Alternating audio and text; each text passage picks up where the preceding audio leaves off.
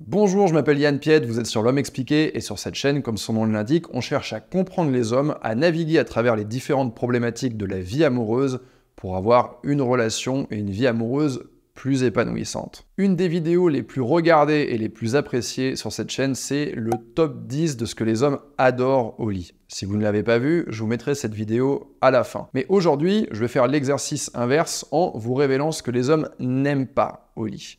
Alors, petit préambule, il ne faut pas du tout prendre cette vidéo comme une attaque ou comme une critique, surtout si vous vous retrouvez dans un des comportements que je vais énoncer ici, mais plutôt comme une façon de mieux comprendre les ressentis masculins. Donc si vous êtes prête à faire preuve d'ouverture d'esprit, cette vidéo, elle est faite pour vous, c'est parti. La première chose qu'on va voir dans cette vidéo, c'est un truc qui peut faire peur aux hommes et qui les empêche de s'abandonner complètement quand vous êtes dans la position de l'andromaque. C'est la position où vous êtes au-dessus de lui, où vous le chevauchez. Dans cette position, c'est vous qui dirigez le mouvement. Et si vous avez des mouvements qui sont rapides et assez sauvages et qu'en même temps il y a une certaine amplitude de mouvement, eh bien il y a un risque évident qui est qu'il se retire et que vous retombiez dessus dans le feu de l'action.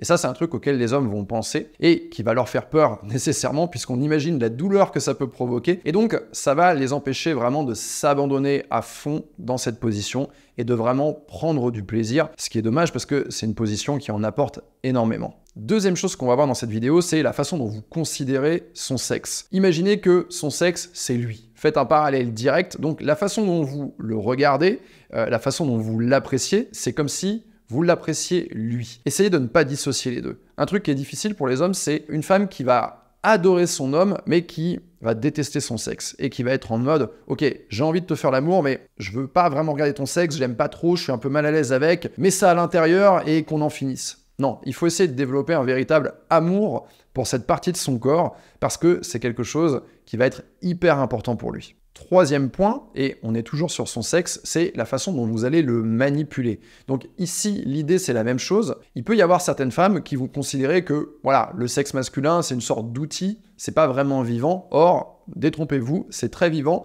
c'est totalement rattaché à notre cerveau et la façon dont vous allez le manipuler, en fait, ça a un impact direct sur le ressenti que votre homme va avoir. Donc, c'est toujours bien de se poser la question, est-ce que je le manipule pas trop fort, avec trop de vigueur? Est-ce que c'est pas en train de provoquer de la douleur? Parce que je sais qu'il y a beaucoup d'hommes qui ne vont pas savoir dans l'instant comment verbaliser ça. Je vais vous donner un petit conseil, mais si vous vous y prenez bien, à un moment donné, cet homme va vous le faire savoir. Donc là, vous savez qu'à partir du moment où il vous verbalise qu'il adore la façon dont vous le touchez, il adore la façon dont vous le manipulez, dites-vous que là, vous êtes arrivé à un certain niveau de maîtrise. Après, évidemment, il y a une connaissance du corps de l'autre qui va changer à chaque partenaire. Donc nécessairement, c'est pas un truc que vous allez pouvoir développer en une seule soirée, un seul rapport. C'est quelque chose qui se fait avec le temps. Mais c'est bien déjà d'évoluer avec cette ouverture d'esprit et de ne pas se dire « Ok, c'est une machine, c'est un bout de bois et je pourrais taper avec et enfoncer des clous. » Quatrième point qu'on va voir dans cette vidéo que les hommes n'aiment pas au lit, c'est si vous n'êtes pas connecté dans l'envie de faire l'amour. Si vous avez une attitude où vous voulez mettre fin à la chose le plus vite possible. Bon allez, dépêche-toi, vous enlevez vos vêtements, vous regardez votre montre, c'est bon, t'as 5 minutes, allez, on y va. Pourquoi les hommes n'aiment pas ça? Parce qu'ils vont avoir la sensation que vous n'avez pas envie de faire l'amour et que eux en ont envie et que quelque part vous êtes en train de lui rendre service et vous le lui faites savoir par votre attitude. Si jamais vous vous retrouvez avec cette non-envie de faire l'amour et que vous vous dites bon allez, il faut que je le fasse mais je le fais juste pour lui, le mieux c'est de ne pas le faire. Parce qu'au final, il va avoir cette impression de voilà, ma partenaire n'a pas envie de moi et ça va l'empêcher en fait lui de prendre du plaisir dans ce rapport. Il va pas pouvoir se lâcher, il va pas pouvoir s'abandonner parce que la plupart des hommes tirent énormément de plaisir du fait de voir du désir dans les yeux de leur partenaire. Donc pour moi, à mon sens, c'est tout à fait normal de ne pas toujours avoir envie de votre mec, mais dans ces cas-là, il vaut mieux s'écouter et ne pas y aller. Cinquième point qu'on va aborder dans cette vidéo, que les hommes n'aiment pas au lit et qui ne vont pas forcément vous verbaliser, c'est les ongles. Si tout à coup, pendant l'acte, vous vous transformez en bête féroce et que vous lui plantez votre French manucure dans le cou, dans le dos, eh bien, sachez que c'est pas quelque chose qui est apprécié par tout le monde. Il y a des hommes qui vont apprécier ça, évidemment. Il y a beaucoup d'hommes qui ne vont pas l'apprécier. Et le meilleur moyen de faire la part des choses, alors, c'est de lui demander, d'accord, et d'y aller à tâtons, de voir déjà comment il se comporte, comment il réagit quand vous vous comportez de manière beaucoup plus sauvage et d'incrémenter petit à petit, tranquillement, avant de planter les ongles. Vraiment, c'est quelque chose qui peut faire mal, ça provoque de la douleur. Je sais que beaucoup de gens aiment la sensation de douleur, mais c'est pas le cas de tout le monde. Essayez, faites le test, demandez à votre meilleur ami de planter ses ongles dans votre avant-bras et vous allez voir que vous risquez de sauter au plafond. Comprenez bien qu'avec ce conseil, je suis pas en train d'exclure les personnes qui adorent ça, qui adorent sentir les griffes de leur tigresse préférée dans le dos. C'est juste que l'idée, c'est de communiquer et de savoir avant de faire mal. 6e point de cette vidéo, ne dites pas à votre homme « ne viens pas maintenant ». Alors, il faut comprendre un truc, c'est que aucun homme aime venir trop vite. Aucun homme aime venir en 2 minutes, en 5 minutes. Tous les hommes savent que c'est mieux de prendre du plaisir dans le rapport, à la fois pour vous, mais même pour eux-mêmes en fait. Il a envie que ça dure plus longtemps, pour vous deux en fait. Donc les hommes ont déjà pas mal de stress avec cette idée de la performance, d'avoir une qualité d'érection, chose qu'ils ne contrôlent pas, et d'avoir une durée suffisamment longue pour pouvoir profiter et prendre du plaisir. Donc paradoxalement, en fait, quand vous dites à votre homme « ne viens pas maintenant », lui, partez du principe qu'il est probablement déjà plutôt stressé quant à la durée de la performance, eh bien, ça va rajouter du stress par-dessus le stress. Donc le mieux, à la limite, c'est d'essayer de comprendre, si vous voulez un petit peu faire durer l'acte, c'est d'essayer de comprendre qu'est-ce qui va accélérer le fait qu'il vienne ou qu'est-ce qui va permettre de le ralentir. Mais ça, c'est quelque chose qui prend du temps et vous n'allez pas pouvoir le comprendre en une seule nuit. C'est quelque chose qui va venir petit à petit. De la même façon, lui, en apprenant à mieux vous connaître et simplement à être plus habitué au rapport, même si au début, ça dure 2 minutes, 3 minutes, avec la répétition, en théorie, la plupart des hommes arrivent à allonger cette durée parce que l'anxiété est un peu redescendue. 7e chose que les hommes n'aiment pas au lit, c'est quand ils n'ont absolument aucune orientation, aucun indice quant à ce qu'ils doivent faire et ce qui vous fait plaisir. Alors on va imaginer que l'homme avec qui vous faites l'amour a peut-être eu déjà des expériences dans sa vie, mais n'oubliez pas que vous êtes différente des autres femmes. Vous n'allez pas jouir de la même manière, ce n'est pas les mêmes choses qui vont vous faire plaisir, vous n'aimez pas être touché de la même manière, et partez du principe que même s'il a cette expérience, eh bien ce ne sera pas forcément valable avec vous. Donc il a besoin d'indications. Il ne va pas pouvoir inventer lui-même, et vous savez que les hommes sont parfois un petit peu à la traîne quand il s'agit d'interpréter des signaux non-verbaux comme la vitesse de respiration, etc. Donc, essayez de lui donner des indications claires. Je sais que vous n'en avez pas forcément envie, mais par exemple, s'il est en train de vous toucher et qu'il est carrément à côté de la plaque, que ça vous provoque aucun plaisir, essayez de lui indiquer en disant « Attends, regarde, je vais te montrer ». Et croyez-moi, c'est pas du tout quelque chose que les hommes vont prendre mal. Ils vont plus prendre mal le fait de ne pas savoir et avoir conscience qu'ils font n'importe quoi, plutôt que vous qui montriez l'exemple. 8e point de cette vidéo, le plaisir prostatique. Alors je sais que vous avez sûrement écouté des podcasts, lu des livres, regardé des films et des séries qui vous montrent en fait que le plaisir prostatique ça peut être exceptionnel, et je suis parfaitement d'accord, ça peut être exceptionnel, mais pas pour tout le monde. C'est pas la tasse de thé de tout le monde.